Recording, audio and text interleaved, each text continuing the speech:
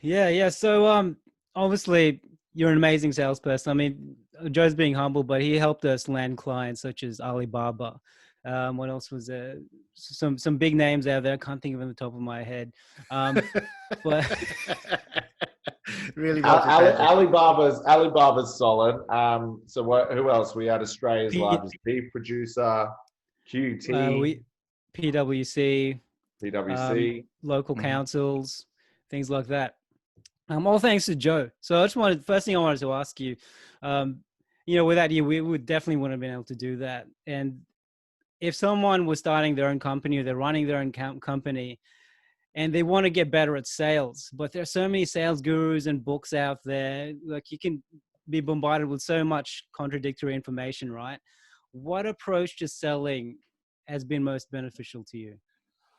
I think there's I've got a book suggestion at the end of this as well, but I think the biggest thing when people focus on sales is I think they focus too much on what the end result is. So it's like you go into a meeting with a preconceived notion with a prospect, or you're making a cold call or doing something like that, and you're automatically assuming that what you have is the best solution for them, or what you're wanting to sell is the best solution for them.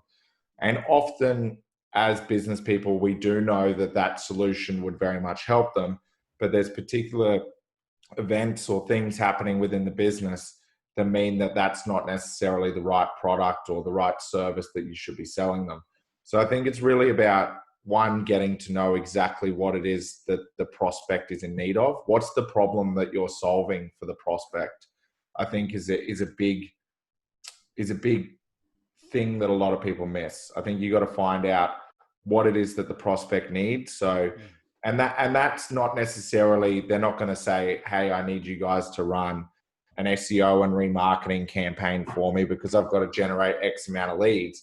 But it's more about finding out what's the immediate issue that you're solving and what's the long-term solution that you're providing for a client. And I think taking the time to listen to a client and taking the time to listen, whether they're a marketing manager, a CMO, a CFO, a COO, a CEO, everyone's got different issues within the business that they want to solve. And I think it's about highlighting and identifying what that is and then offering a solution once you know what that is, as opposed to just saying, hey, buy my stuff.